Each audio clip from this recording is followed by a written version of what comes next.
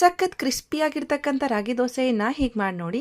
2 ಕಪ್ನಷ್ಟು ರಾಗಿ ಹಿಟ್ಟು, 1 ಕಪ್ ಅಕ್ಕಿ ಹಿಟ್ಟು, ಅರ್ಧ ಕಪ್ನಷ್ಟು ರವೆ, ಜೀರಿಗೆ, ರುಚಿಗೆ ತಕ್ಕಷ್ಟು ಉಪ್ಪನ್ನು ಹಾಕಿ ಮಿಕ್ಸ್ ಮಾಡಿಕೊಟ್ಟು, ಸ್ವಲ್ಪ ಸ್ವಲ್ಪ ನೀರನ್ನು ಹಾಕಿ ಗಂಟಿರದಾಗಿ ಚೆನ್ನಾಗಿ ಮಿಕ್ಸ್ ಮಾಡಿಕೊಟ್ಟು, ಸಣ್ಣದಾಗಿ ಹೆಚ್ಚಿಟ್ಕೊಂಡ್ರೋ ಈರುಳ್ಳಿ ಮತ್ತು ಹಸಿಮೆಣಸಿನ್ಕಾಯಿ, ತುರಿದಿಟ್ಕೊಂಡ್ರೋ ಶುಂಠಿ ಮತ್ತು ಕ್ಯಾರೆಟನ್ನು ಹಾಕಿ ಚೆನ್ನಾಗಿ ಮಿಕ್ಸ್ ಮಾಡಿ ಕೊಡಬೇಕು.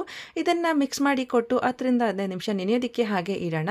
ತವಾವನ್ನು ಬಿಸಿ ಮಾಡೋದಕ್ಕೆ ಇಟ್ಕೊಂಡು ಅದಕ್ಕೆ ಸ್ವಲ್ಪ ಎಣ್ಣೆನ ಸ್ಪ್ರೆಡ್ ಮಾಡಿಕೊಂಡು ರೆಡಿ ಮಾಡಿ ಇಟ್ಕೊಂಡ್ರೋ ದೋಸೆ ಬ್ಯಾಟರ್ ಇರುತ್ತಲ್ವ, ಅದನ್ನು ಈ ರೀತಿ ಸೌಟಲ್ಲಿ ಹಾಕ್ಕೊಳ್ಬೇಕು.